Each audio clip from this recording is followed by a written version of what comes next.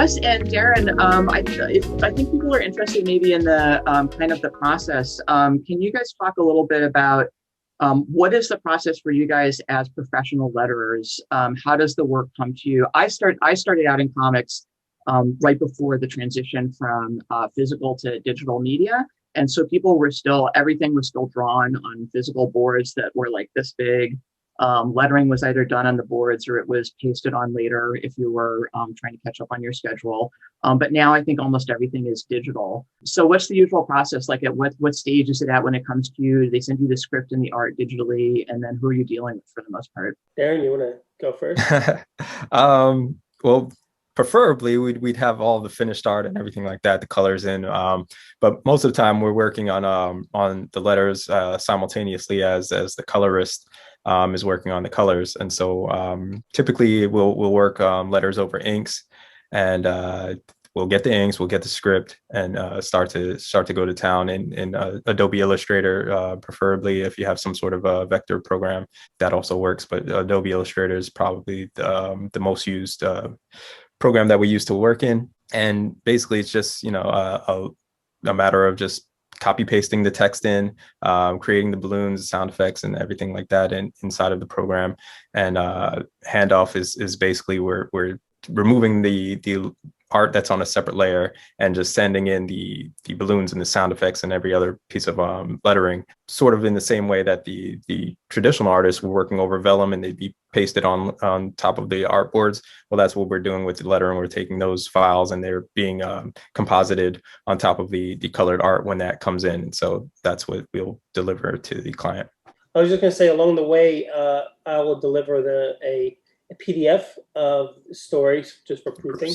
I'm sure Deron does something like that. Sometimes when I used to work with Marvel, we would do it a little bit differently. But at the same time, when I was doing Marvel stuff, I was also doing production. So I was already putting the book together in InDesign anyway.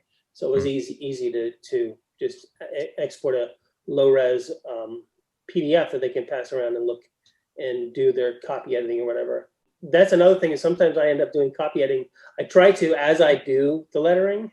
And I'm pretty good at it, but I have the time, because usually, as Deron can probably attest, you're usually under the gun trying to catch up on a deadline that's late because the artist or the writer or both, or the colorist, and so you're trying to make the print deadline, and the letterers are often asked to do it sort of. Letters and colors always get screwed. Exactly, the letters and the colors, because they're waiting on the artist and the writer, and so yeah, I mean I do copy edit as a letter, because even with seasoned editors, for whatever reason I've had over the years, where the script often isn't copy edited before it gets to me. So I try to catch grammar and punctuation and typos and things. I can't catch everything. It's just because it's just not enough time. I deliver my final files in 2 different formats depending on the publisher. Like with Skybound books, I merge the lettering with the art. And so I give them a flattened TIFF file. But with most of the other image books I do, and this is the way we did with Marvel as well, the lettering was a separate layer in InDesign in the book file. So it just really depends. I actually prefer it on the TIFF file, because I deliver them the final file and they can't mess with the lettering or the balloons and accident, or even just by accident mess something up. And in fact, I made a mistake like that once. This was before I was doing production on it, or maybe I was doing production, but this was years ago on a Fantastic Four book, where they did some last minute changes on a file.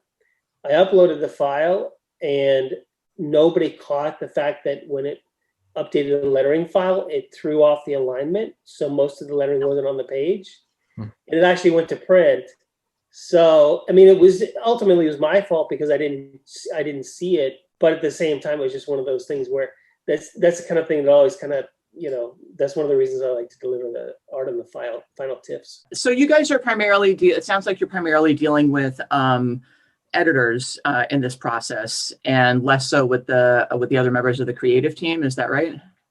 For me, no. I work with the writer and the editor usually. It really depends on this. Say like with the Skybound stuff, Walking Dead, all those books, Firepower, etc. Those I'm usually working just with the editor. let's say with something like Rick Remender's books or Jonathan Hickman, I'll deal with Jonathan Hickman directly, or with Rick and the editor, and sometimes the artist as well. So especially in the beginning when you get a new book and you're trying to develop the style, I want to talk with the artists and the writers at the same time, just to sort of make sure everybody's on the same page. But yeah, it really just depends on who I'm doing the lettering for. So, when I did Marvel stuff, it was all almost exclusively with the editor. I never really talked to the writer or the artist at all. Yeah, so it sounds like more so on creator-owned books that you're more likely to be working with the creators. That makes sense. But I want to ask Cathy a question about how she works with her artist. If you don't have a copy of your book handy, I do, because it's got some cool lettering in it. Yeah, like I said, I write the script, and then I work with an editor for about a year to hone that. And then it goes to Raul for about a year to do the artwork, and he's also working with an art director. It's not always obvious. Like there's some things that I'll say about the writing that have to be in there, but then there's some things that Raul says. And like one thing that we'll do is say, this is kind of one of our trade secrets, but if there was stuff that we thought the editors would give us a lot of trouble about, Raul would just pencil it into the text, so then they wouldn't be editing it out of the script, and that way it gets into the book, but we just have the characters kind of saying it in the background. So I guess one of the things I wanted to say is that you can be very laissez-faire about how you use things. In book 3, Lowriders Blast from the Past, there's a part where Lupe's moms want to enter a lowrider in a contest, and the guys that run the contest are machos. They're really sexist. And so they pull out this rule book that they suddenly have, and it says things like, your car needs to clear speed bumps without scraping. So that's what it says here. But then there's a little text bubble pointing to this text bubble that says, not even in the rule book. And like down here, it's the paint job must be devoid of brush strokes. And it says completely absurd. And then it shows the rule book. Let's see here. Empty pages. So I wanted to point this out because this is something that I saw the cartoonist Spain do, where he would have character bubbles, but then he'd have other bubbles that critique those speech bubbles. So I thought that was really cool. And I just told Raul, I want to do that in this. I mean, we both like Spain's work. But I mentioned that, like, if you're out there wondering how to do stuff, swipe stuff from people or use things like that. So Raul does fine art. So I was totally open to him really taking over and letting the art tell the story. And a lot of kids' books, when you look at kids' books, there's a lot of comics where the art just follows the book like a novel, as opposed to like you turn the page and there's a giant spread. Let's see if I can find one here. Like when they go into the black hole, it's like there's hardly any dialogue and we're letting the art just carry it. And both Raul and I grew up just poring over books like this and looking at all the detail. So that was a real high priority. One other thing I just wanted to mention, because it's kind of different in our books, is that we needed to have translation. So we had to talk, if you look down, let's see here at the bottom, there's a blue panel. And so whenever there was a new word in Spanish or a car term that needed help, we had this little translation right on the page for the first time. And then in the back, there was a glossary. But working out that technology so that it would work with kids, we kind of had to figure that out all together when we were doing it. And it was another thing where Raul had to calculate space in the picture of where that would be. And he draws in ballpoint, is that right? Yeah, that's insane. Again, this was our big brainstorm, right? And we wanted to do that because we wanted to show kids that you can create fine art with the tools you have. So a lot of our readers, we didn't expect that they had a lot of money or access to art materials. And we wanted to show them, hey, this is what we used when we were kids, and that's fine, both for writing and drawing, right? But the irony is, if you've ever tried drawing with ballpoint, it really, you're pushing against the paper. It digs into the paper, yeah. Yeah, so Raul is fed up with that, and the fourth book is done digitally, and that's, to preserve his hands. So yeah, but 3 whole graphic novels in ballpoint, that's amazing. Yeah, I did want to show this one really cool thing that that you did, because this is I think that you use lettering and balloon placement as a storytelling element in many different ways in this book. And if you're interested in this kind of stuff, you in the audience, these are the kinds of things that you can pay attention to as you're reading comics and start to think more consciously about the elements that go into those pages. So on this page, these things that look like, I guess they look like a Mars symbol kind of, but this is actually a voiceover, right? That's continuing from the previous page. And on the previous page, it's in captions, but then we cut to this different view, and they're pointing at the things that the voiceover is talking about. And I just think that's such a creative way of using lettering, and it's a different relationship between the voice and the image than I've seen before. Yeah, and I think, a lot of that, Raul's super creative, and just, it wasn't like, oh, I studied this. It's just like what comes to you, or how you intrinsically feel it. So there's a lot of things that he just did, or, there were some things he tried and they said, no, that doesn't work. You got to redo that. It's not clear. So it was kind of a learning process. We had 2 editors, an art director, and Raul and I all working on the first book, and they'd never done a graphic novel before. So there was a lot of hands-on. And I guess that's the other thing I just say, is that if you're doing comics, it's a collaboration, and you have to have give and take. You have a lot of people, and everybody has an artistic vision on it. So it's not all yours anymore. So, you fight for the stuff that's really important. And like I said, cultural competency was something that really mattered. In the fourth book, it's going to be about, there's Arab American characters and Latinx characters. So I'm including Arab lettering, and like there's an Arab letter that's like W, and it's pronounced wow. And so in one part, there's some guys driving a car and they say wow, but it's just going to be that big Arab letter, So again, that's got to be done in the right way, so that doesn't just look like, why is there this typeface letter there that doesn't resonate. I love that. They used to do that, those footnote captions with translations in Love and Rockets. Right. And they were a huge influence, obviously, you can tell.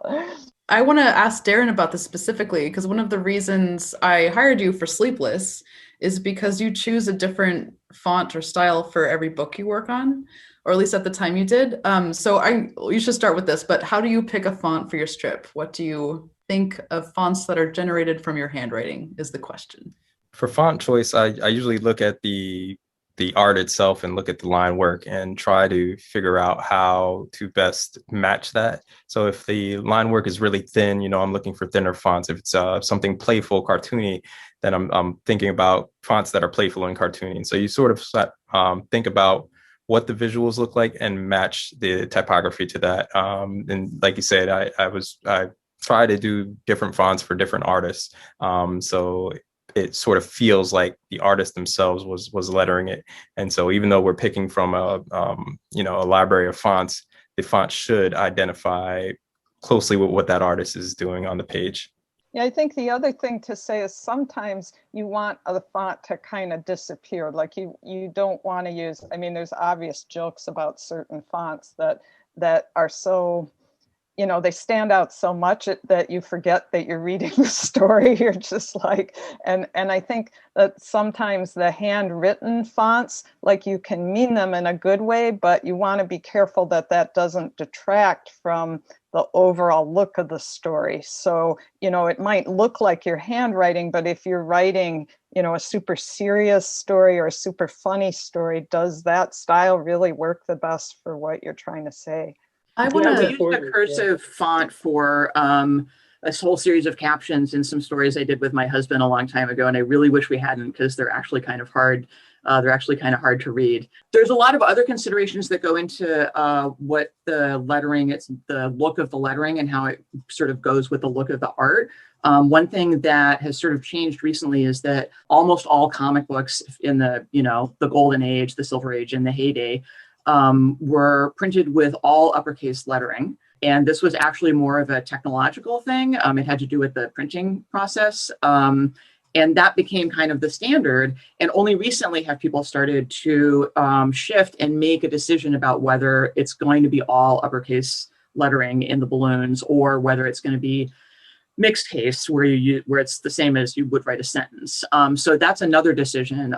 That's another element of decision making when you're trying to decide what the look of the lettering in the balloons and the captions is going to be, as well as whether or not they have borders. If your comic's in color or if it has black, you know, gray tones or washes in the background, you might be able to get away with doing balloons and captions that don't have borders. And I've seen that done really successfully more often in color comics. But it's a really interesting, like at first I was like, what? This is not all in capital letters. I don't know how to process this as a comic book, but I'm getting used to it. And the comic I'm doing with my husband now, we chose to do uppercase, lowercase, mixed case lettering. And I like the way it looks in some comics. Yeah, when I started lettering for Marvel in 2003, for some reason, Bill Jimis at the time had all the Marvel comics were in mixed case or sentence case, whichever they use, whichever term you use. But I don't think it really works so well for superhero comics, the mixed case. I think the uppercase works better just because that's such traditional with superheroes. But I think the more different kinds of stories you can tell, the more you can play around with the different fonts and you know, looks of balloons and everything to get to help not just like Deron said, I really go for the art, look at the art and say, what's going to look like, what would this look like if the artist could do it himself or herself? You know, if they were to drew it right on the board, I want it to look like it's part of the art as much as I can. Abraham asks, did I understand correctly that letterers work on pages at the same time as colorists, and letterers will only submit the lettering layers? Does that mean someone down the line flattens everything down? Yeah, different publishers have different, you know, final file requirements. Like Russ said, sometimes he'll be able to flatten the TIFF and merge, flatten the art and the lettering on a TIFF and merge it and send that in. But for the most part, if you're working for a publisher who's compositing themselves in InDesign, the letterer is handing off to just the lettering file with only the letters on it, and they'll bring that into InDesign on a separate layer on top of the art. And so, yeah, the color files and the letter files are being merged inside of a different program. You know, sometimes in rush jobs, back in my Marvel days, I never even saw the color files. So I just sort of had to guess with the colors of the sound effects, but I much prefer to color my sound effects and other kinds of effects from the colors on the page to really keep that colorist harmony. For all of you guys to answer, because we kind of, we partially answered the question of what makes for good lettering and what to look for in good lettering. But I'm going to like real quick just say a few things. And then if each of you could say like your top 3 tips maybe for what to look for in good lettering and, you know, what constitutes good lettering. So I'm going to say, first of all, the balloons don't all have to be the same shape. I see this in a lot of comics when people are just starting to do comics or they haven't really thought about lettering or looked at lettering a lot. Balloons can be all different shapes. They don't all have to be the same elliptical oval shape. Think about the white space, the amount of white space between the lettering and the edge of the balloons. If it's really close in some parts but huge in other parts, it just looks really awkward and it throws people off and it doesn't look professional. And we talked about balloon placement, which is like my huge thing with lettering. So top 2 or 3 tips. Think about the composition of the page, the design of the page. That's really, you know, key to lettering. We're working the same way graphic designers work. So we're thinking about things like rhythm, balance, you know, just in general your lettering should be good design. And so that's what's really going to make a person who's considered a good letterer. If you're, we have certain rules in comics, and if you're able to address those rules and still, do the things that Anina was talking about, incorporating the flow of the words and enough air in the balloons and things like that, but while maintaining all of the rules. And obviously you can break the rules, but how are you breaking those rules is going to make a difference. And so I would say, just think about the overall composition of the page and work your lettering into that page rather than trying to just, force anything against it. Think about the language of comics and how you can best represent that. I would just add that a good letterer knows when to draw attention to the lettering and where to help tell the story, and also knows when to make sure the lettering is almost invisible. But there's a common phrase that say good lettering is invisible. That's not always the case, because sometimes lettering itself is telling the story in a way that is unique to comic books. Yeah, so it's just knowing when to, really draw attention to a certain aspect of your lettering, and when to just make it really draw the story, the reader through the story on the page. Because it's all storytelling. I guess I'd say, feel free to look at other people's and steal or copy until you can absorb that. Because if you see other lettering or other comics you love, just look at what they do and read it. Instead of just reading the comic, read it for what they're doing in lettering, just because that's a wonderful way to learn. I also wanted to say to go to the gut of the story you're telling. I mentioned cultural competency. So like Raul and I were looking at all kinds of lowrider lettering, but also lowrider fan art. A lot of fan art was drawn by Bic pens. If you go read the old lowrider magazines, and people are drawing their girlfriend and their cars. So, absorb yourself in where your book is, because maybe you want the sound effects to have that same look. And then the last thing I'm going to say, I guess this doesn't matter if you're doing digital, but I'm left-handed. Don't be a letterer if you're left-handed and you're writing in English. It's like, if I ever draw my own comics, I'm like doing this weird, trying to reach around so it doesn't smear. And my lettering, I could never be a letterer unless I did it in Arabic, so I could go the opposite direction. But big shout out for people that do the lettering, because it's one of those behind the scenes things that makes all the comic looks great. I love that. Thank you. So always steal from the best is one of Cathy's excellent pieces of advice. And I always agree with that. Leila, I know that we got to shut this down, but I want to say thank you to all of you so much for lending your wisdom. And somebody said in the chat, they could listen to this for another hour, and I think we could have spent a lot more time talking about lettering. But thanks for sharing your experience. And thanks to everybody in the audience. We really appreciate you guys turning out. Yes, thank you so much, Russ, Cathy, Deron, Anina. Thank you so much for being here today. I really, really appreciate your time. And thank you, attendees. I'm going to officially end the meeting now. So please have a great night, fare thee well, and I will see everyone who is at the next panel, and I'll see you there. All right, bye. Thanks, everyone. Thanks.